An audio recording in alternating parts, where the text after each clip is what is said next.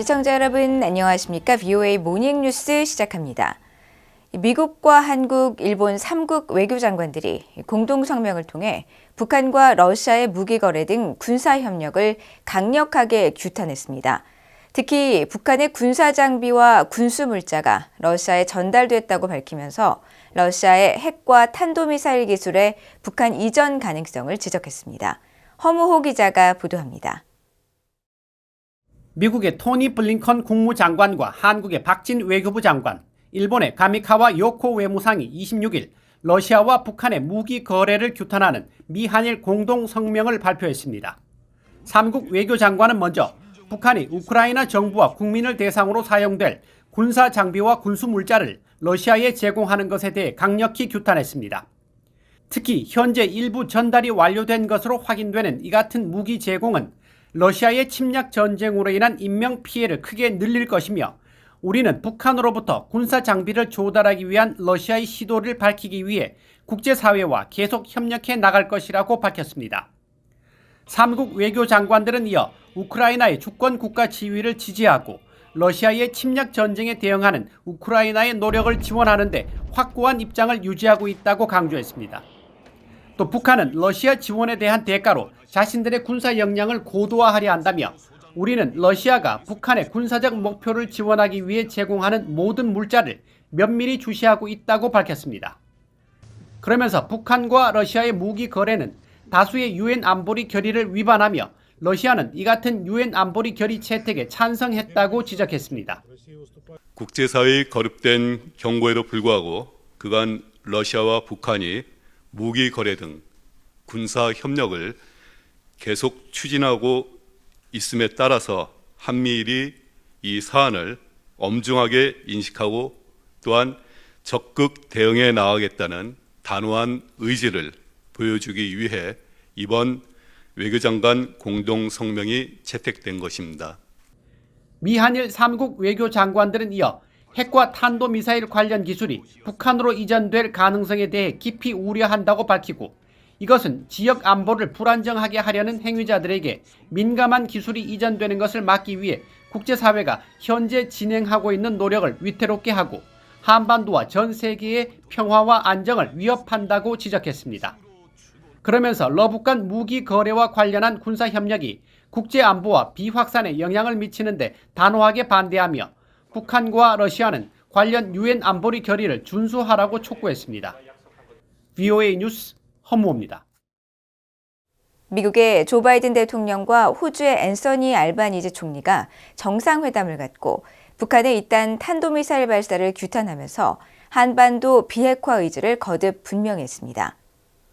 두 정상은 25일 백악관에서 정상회담 뒤 발표한 성명을 통해 양국은 한반도와 그 너머의 평화와 안보에 심각한 위협을 가하는 북한의 여러 차례에 걸친 대륙간 탄도미사일, ICBM 발사 등 전례 없는 탄도미사일 발사를 강력히 규탄한다고 밝혔습니다. 이어 국제 핵 비확산 및 군축 체제와 그 초석인 핵무기 비확산 조약에 대한 양국의 공약을 거듭 강조하고 핵 위험을 줄이기 위한 실질적 노력과 핵무기 없는 세상이라는 궁극적 목표와 함께 한반도의 완전한 비핵화에 대한 공약을 재확인한다고 밝혔습니다. 두 정상은 또 개방적이고 안정적이며 번영하는 인도태평양이라는 공동의 비전을 재확인하고 한국, 일본 등 같은 생각을 가진 국가들과 함께 동남아시아 지역 지원을 위해 협력해 나갈 것이라고 강조했습니다. 한국의 조태용 국가안보실장은 북한의 이른바 군사정찰 위성 같은 새로운 정찰 자산이 생기면 군사적 위협이 커지지만 한국의 정찰 자산은 9.19 남북 군사 합의 때문에 공중에 올라가지 못하고 있어 고민이 깊어지고 있다고 밝혔습니다. 조태용 실장은 26일 한국의 YTN 방송에 출연해 북한이 이른바 군사정찰 위성을 이달 내 발사하는 것은 어려울 것으로 판단하지만 북한은 어차피 군사정찰 위성 3차 발사를 강행할 것이라면서 이같이 밝혔습니다. 이어 최근 중국 내 탈북민 북송 사태와 관련해 한국 정부의 선명한 외교 노선이 북한 인권 문제에 안 좋은 영향을 주는 것이 아니냐는 질문에 중국의 탈북민 북송은 윤석열 정부의 외교 노선으로 생긴 일이 아니라면서 윤석열 정부가 지난 정부와 다른 점은 지난 정부는 그런 일이 생겨도 밖으로 얘기를 안 했지만 우리는 할 말은 한다고 밝혔습니다. 이어 한국과 일본, 중국 간 정상회의 개최 시기와 의제 등을 논의하기 위해 3국 외교장관들이 다음 달 만날 것이라고 말했습니다. 미국과 한국군이 지난 24일부터 서해상에서 미군 전력과 함께 북한의 공기부양정 침투 등을 경멸하는 6회 공군 합동훈련을 실시하고 있다고 한국 해군이 밝혔습니다.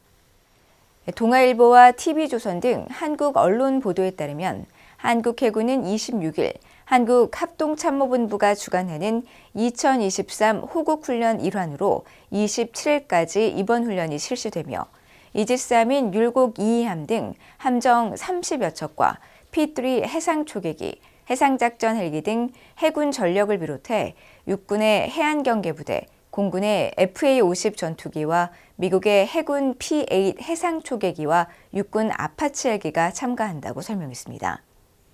또 한국과 미국의 전력이 서북도서와 서해안으로 고속 침투하는 적의 공기부양정을 비롯한 침투 전력을 탐지하고 경멸하는 대특수전 부대 작전과 북방 한계선 국지도발 대응 작전, 해양차단 작전 등을 실시했다고 밝혔습니다. 북한에서 한국 영화와 뉴스를 몰래 시청한 농장원 2명이 공개 처형됐으며 지난 4월에는 평양에서 세계 각지의 소식과 거리 풍경이 담긴 파일을 유포한 혐의로 적발된 경찰총국 소속 군관이 공개적으로 극형에 처했다는 주장이 제기됐습니다. 북한 전문 매체 데일리 NK의 이상용 조사분석 디렉터는 26일 서울에서 한국 통일부 주최로 열린 2023 북한 인권 상호대화 제6차 토론회에서 북한 정권이 반동사상 문화 배격법을 적용해 공개 처형을 집행하는 등 인권을 유린하고 있다면서 이같이 밝혔다고 한국의 연합뉴스가 보도했습니다. 보도에 따르면 이 디렉터는 또 북한 내부 소식통을 통해 이 같은 내용을 파악했다면서 북한 주민의 공포심이 극도로 커져 외부 정보를 접하거나 유포하는 행위가 크게 위축됐다고 말하고 이 같은 감시와 위협 속에서 북한 주민들에게 외부 정보를 전달하려면 민간 라디오 방송 지원이나 메모리 카드 반입, 대북 전단 살포, 위성 인터넷 기술 개발 등 가능한 모든 수단을 동원한 정보 홍수 전략을 구사해야 한다고 제안했습니다. 또 토론회에 참석한 강채연 국립통일교육원 교수는 현 시점에서 사실상 북한 체제의 안보 위협은 외부의 이른바 적대 세력에 의한 것보다 북한 내부 변동이 핵심이라며 현재의 북한 사회 변동은 1980년대 동유럽 사회주의 국가들이 직면한 체제 변동의 핵심 요인들에 거의 근접하고 있는 것으로 판단된다고 분석했습니다. 한국국가정보원이 북한 해킹 조직이 한국 내 전자상 거래 애플리케이션을 변조시킨 유사 앱을 유포하려는 정황을 포착했다고 밝혔습니다. 한국국정원은 26일 보도자료를 통해 최근 북한 해킹 조직이 한국 내에서 2천만 명 이상이 사용 중인 전자상 거래 앱을 교묘하게 변조 유포하려는 정황이 포착됐다면서 변조 앱은 아이콘과 기능이 정상 앱과 동일할 뿐 아니라 크기도 거의 유사했다고 밝혔습니다. 국정원은 그러면서 이로 인해 변조 앱에 감염되면 기기 내 모든 개인정보가 탈취될 수 있다면서 구글 플레이 등 공식 앱스토어가 아닌 출처가 불분명한 이메일 또는 문자에 첨부된 링크를 통해 앱을 설치하지 말 것을 당부했습니다.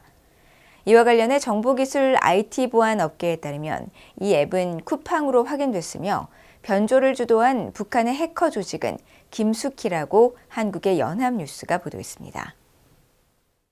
이상으로 BOA 모닝뉴스를 모두 마칩니다. 시청해주신 여러분 고맙습니다.